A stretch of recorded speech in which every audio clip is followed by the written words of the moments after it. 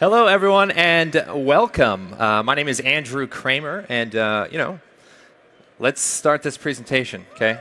Thank you. Now, I'm a visual effects artist, designer, and I love VFX, right? Like, I love, you see anytime a big studio releases their demo reel and they show all the work they did, like, it blows my mind. But my favorite visual effects are the ones that are so stupid, like the weird solution, like, well, we turned the camera upside, or whatever. We built a water tank, or just some crazy thing. You're like, oh, this is genius. That's my favorite stuff. So I remember there's this movie called Star Wars: The Phantom Menace, right? And they had this behind-the-scenes DVD. Now, for the younger people, like a DVD is like, well, I don't want to get into like a history lesson, but anyways, one of the things that they did was they had these huge matte paintings, right? And they had these beautiful waterfalls, but instead of doing like a water simulation, they actually filmed salt pouring down like on a blue screen or a black screen, and they extracted that and then composited in to create that effect. And I just remember, I loved that. And you can see just sort of what that looks like. It's pretty good. And so I found the film from that behind the scenes, and let's check it out. Just a little clip. Dean Yerka was the artist chosen to supervise the sequence, combining all the elements into a seamless whole. This is a waterfall sequence, which was cut out of the original movie. These were salt elements that were shot from the original SW1 for the feed sequence. And so I combined these elements together on a grid to make a general sort of texture for the waterfall. To give it some depth and some texture, I used a displacement map, which gave the sort of edge and the shape to the waterfall. And I took several other of these elements and then combined them together to create the whole general sort of shape of the waterfall. And here we've got all of the elements combined, and these are all pasted together in one final composite to create the finished shot. And the next shot, I had to create the waterfall looking down, so you're almost going to fall over the edge of the waterfall. And again, I used the same basic principles of taking grids with a texture map on those grids and displacing that image and then bending it around to create this general feel of the water. So there's all of those elements combined, and that's the final shot. It's exhausting. Dean Yerka was... Thank you, Dean. That in the industry, we call that nervous laughter, right? It's basically where people are asking a lot of questions, and you're like, yeah, I'm pretty sure about this. Thanks, Dean. I should have him do this presentation. But yeah, so I love that idea of taking some unusual thing and turning it into something that nobody would expect. And that's kind of how I like to use After Effects. And I've been doing, After Effects for, I don't even know, like a long time, since version 4. And it's gotten a lot better, I'm thankful to say. And I guess I should play like a little demo reel. Let's see. Oh, let's see.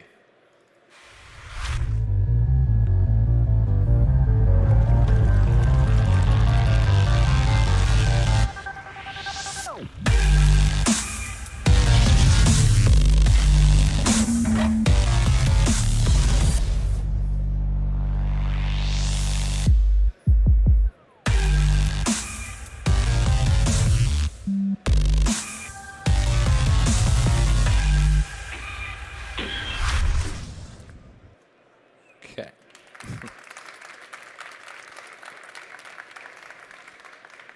So, talking about like unusual visual effects and that kind of thing, the very first movie I ever worked on was a movie called Super 8, right? And it was directed by J.J. Abrams. It was his first original film. And it's about these kids, and there's this monster, and they're, kind of running away from this monster, and they're on a bus. And so I got a shot, and the shot was of this kid. He's kind of this nerdy kid, and they're on this bus, and the monster attacks the bus. And he, freaks out, and the bus is shaking, and then, he throws up. And they're like, Andrew, we need you to do a simulation. I said, okay. What kind of simulation? That kind of simulation. Okay, no problem. So I was thinking to myself, what would ILM do, right? How would they solve this problem? So let me show you what the end result is, and I'll talk a little bit about it. I think they're gonna kill us. They're not gonna kill us. You know why? Why? Because we're just... Hold on!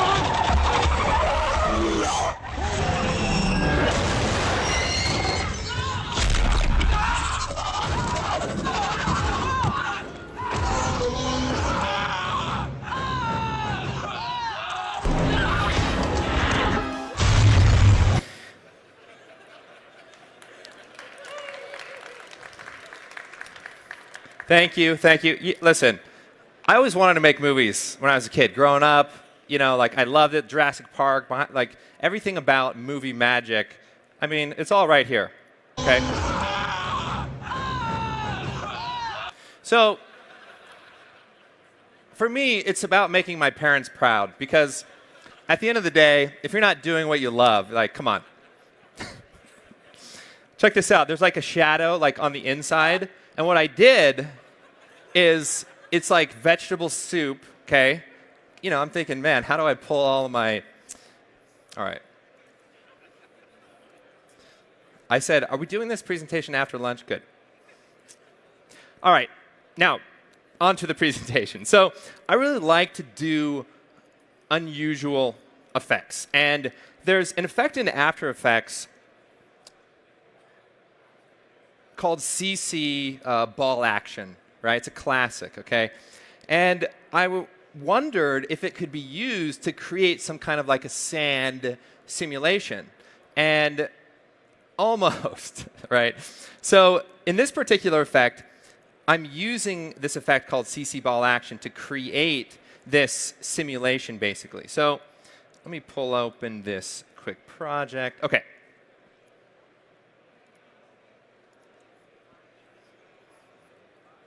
Like, this is the basic idea, right? Like, how do you create the falling sand and have it progressively change over time? So I basically have a text layer. Let's do the first layer. It's a little brighter. OK. And it's kind of falling down, right? Now, if I duplicate this sand layer, and I'm just going to delete all the effects, just so you can kind of see this effect. So there's this effect called ball action. And it basically turns all of the pixels into these little balls, and it's 3D. So you can kind of move around. You know, it's just kind of cool. And you can change the size, you know, to make them really small. And then you can sort of choose the way that it like twists or, you know, kind of like disperses, basically. So one of the things that I figured out is that one of the options in the CC ball action is to use a color channel, right? So you know, with your video, you can do like red, green, blue, alpha channel. And so what I did is I took a texture and, you know, just added like a gradient to it, basically, and animated it. So this texture sort of animates. And it looks like something like this on top of the effect. And then when you use the ball action effect, you can actually map the twisting effect. So here's what it looks like normally, right? Like it just kind of twist or whatever, right? But if you use the red channel, you can sort of fake it sort of falling down. And so you can see like there's green and there's red. So the problem is there's no transparency, right? So this is like compositing. Every little problem, there's a, you know, you have to keep figuring it out, you know, like our friend Dean, you know, he knows what I'm talking about. All right, so how do I get the green out of there? So there's another effect called a channel mixer. And basically what you can do is you can just fade out the channel so that that particular color is no, and we're only sort of left with the red channel. So by being able to now kind of have some transparency, I made it monochromatic. That's how we kind of turned it into that. And just give it sort of like a sand tint color, you know. And like it actually like looked pretty good. And so I was like, all right, well, let's keep it going. So then I took a couple extra copies of it. And if you add like a curves adjustment with like a red channel curve, you can sort of change the velocity of the sand. So, as it kind of peels off, it could go a little bit faster, a little bit slower. And in order to create enough particles, you just layer it together. And so anyway, this effect, I didn't want to stop, right? So like I just started playing with it a little bit more and adding additional layers, adding even things like a burnout for the way that the sand sort of like cracks off of it, and then a texture on top of it. So I'm not saying this is the best, looking effect, but the fact that you can take such a very simple plugin and build on it and add things like the smoke elements, and all of a sudden it actually works pretty good. And that's the thing that sort of helps you blend together different visual effects challenges. There needs to be that glue, because you're not always going to have the perfect element, and you need to find something to kind of pull it together. So in this particular example, I'm still working on it. Okay, I think another 2 years, we might get there. Okay, all right, let's move on. Now, I actually did a tutorial, and by the way, I have the greatest job, okay, because I get to create tutorials. I get to screw around in After Effects and just do wacky things and what's this and what's that. And then if one of them is like halfway decent, like I can like make a tutorial out of it, and then it's your guys' problem at that point. So I did a tutorial that had like lightning, right? And it kind of looked like this. There was sort of smoke elements, and then I used this cloud element to create like a negative cutout of the cloud. So right there you can see now the light is kind of submerged in the clouds. So this was just something that made the sort of sky look a little bit more alive, a little bit more animated. And then I was thinking, well, what if I kind of applied it to like a NASA photo of the Earth, and then built like a little particle system where those little cloud elements could just be flashing on. So not to just sort of belabor it all, but like the result was actually really cool.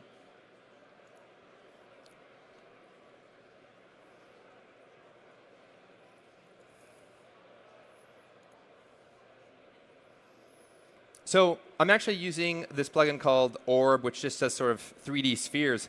And I've taken this hurricane texture and added a particle system. And the particle system just takes these little flashes and puts them over the top. And using that same little technique, now I'm using a particle system to just throw them around in the entire shot.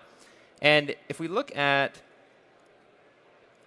the storm element. So this was like this NASA shot, and like there's an effect called CC Power Pin. And these are just those little tips that just are fun. And I needed to add like a twirling effect to the vortex, right? So I unstretched the vortex using this corner pin effect. And it just sort of works like a normal corner pin. You kind of move it around.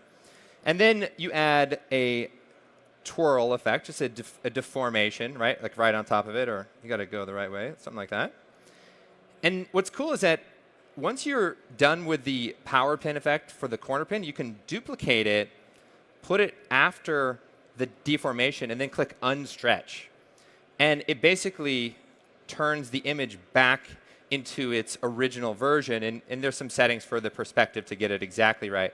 But it's a cool way to be able to add 2D deformations to perspective footage when you can't quite, bend the warp the way that you want it. So just a really cool little trick.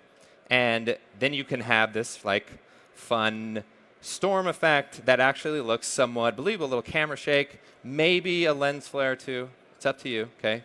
Don't use your entire lens flare budget all up at once. Now, I want to kind of keep this going, so I'm going to. So here's this other kind of weird project.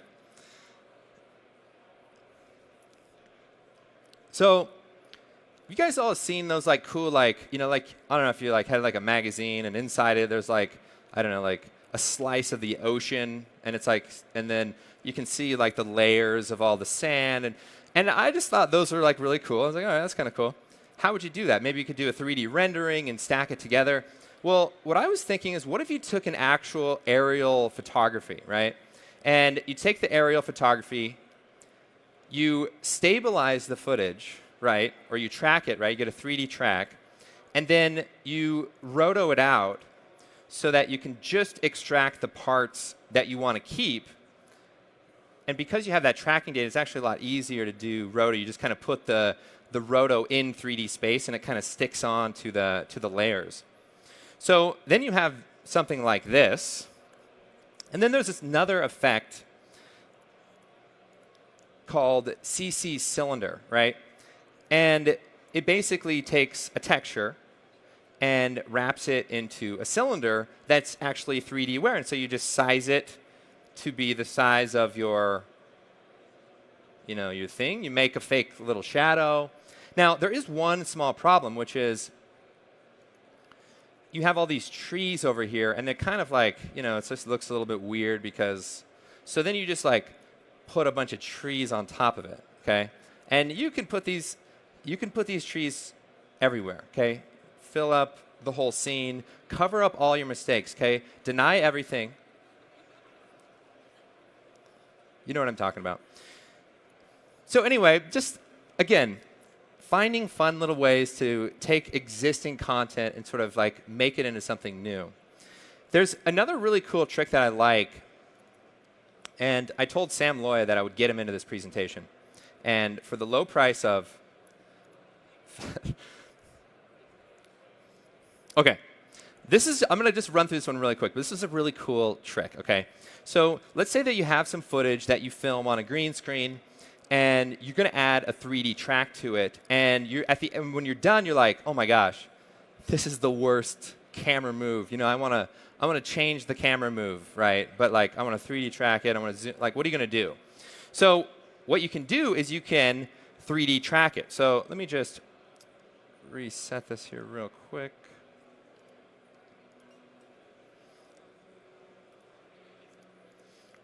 Okay, so I did a basic key here, and I just have a grid on the ground just so you can kind of see it the way this is set up.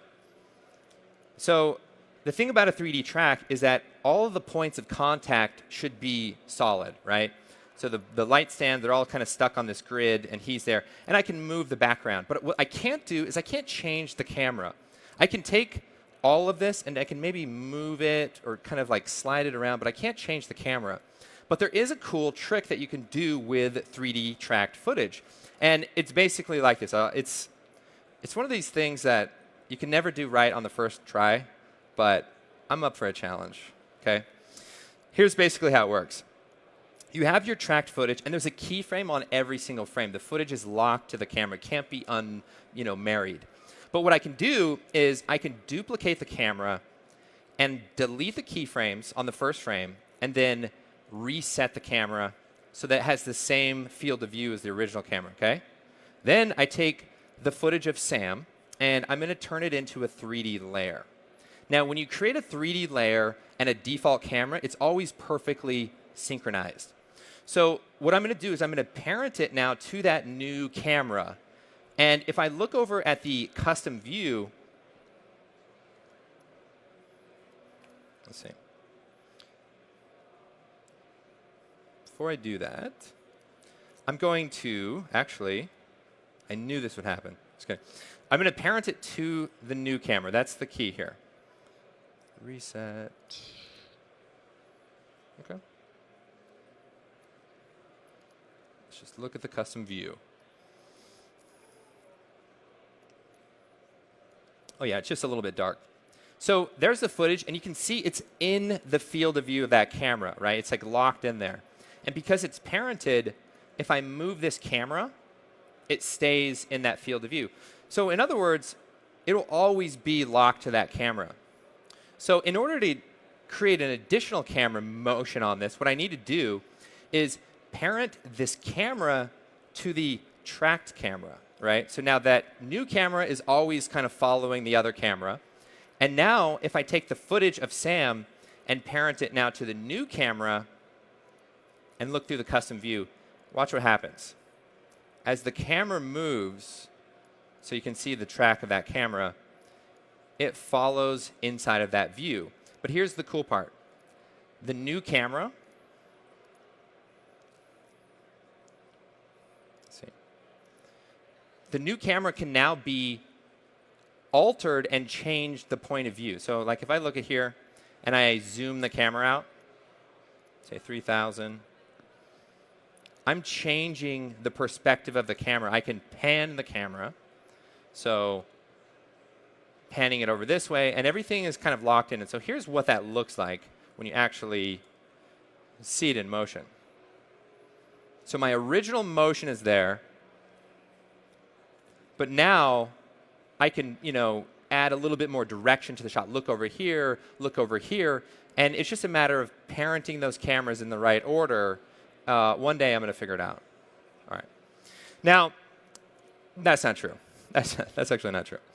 So this is, admittedly, this is the process for how I work. Like, it's finding little things along the way, and you don't really realize how they're going to become necessary later on. So does anyone know how to keep track of time anymore? No. So at one point in time, I did this project that was like very challenging, like the most challenging project. And I'm going to show you what that looks like.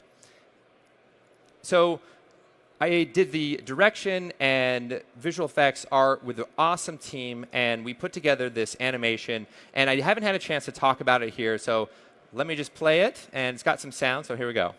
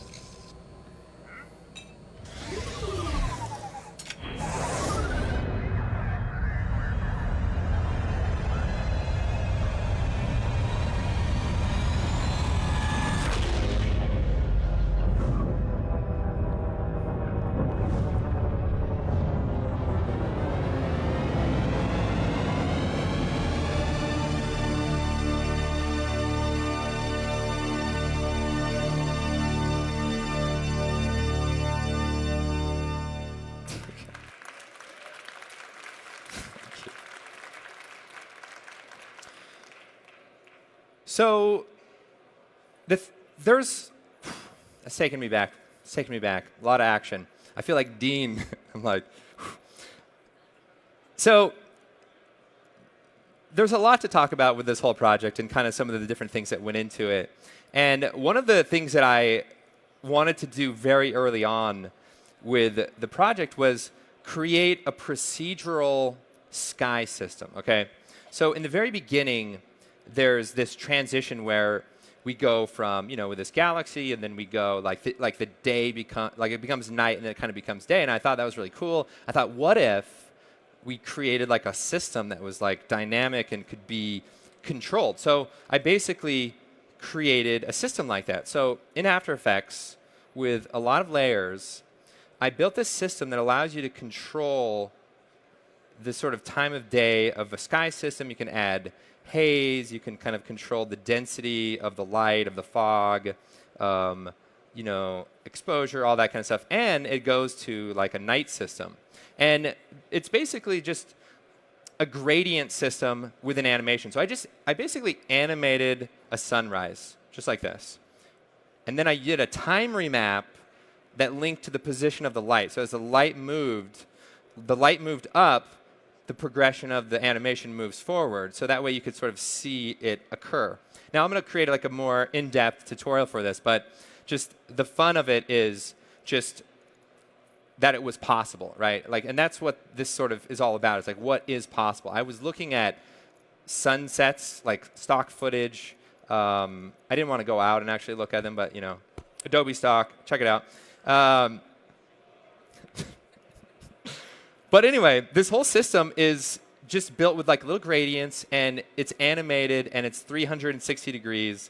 And I was like, it was the most proud thing I've ever created, and we totally didn't even use it, okay? Because because we didn't need to. We just literally, I just did like a cross dissolve. So, you know, it happens. It happens. But there is one last thing I kind of want to talk about, which is, you know, like why doing these kinds of experiments is like really important to help you be a better artist, be more well-rounded, you know, when you face these kinds of challenges. So in this sequence, I thought back to a lot of tutorials that I've created, some 10 years ago, things like this shockwave effect, you know, where you take the fractal noise and you wrap it into like a circle. And, you know, there was things like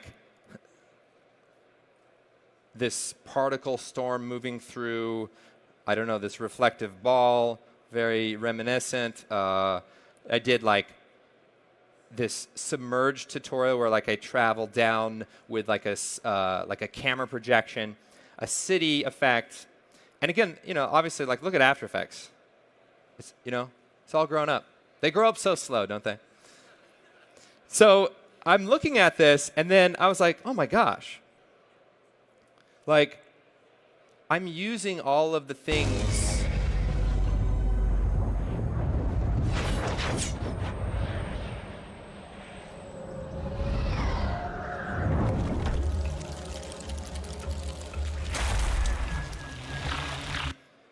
And you know, with the submerged.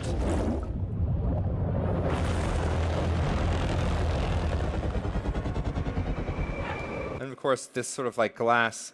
So I'm using all of the techniques and all of the things that I've learned, and then finally when I have this project, I'm able to sort of call on all of these different things, kind of pull it all together. And so that's why I love After Effects, because it gives you that freedom, that flexibility. And I do have one question. Can you plagiarize your own work? I need a lawyer. I need to talk to my lawyer. Anyway, I'm Andrew Kramer. Thank you so much for coming out, and we will see you next time.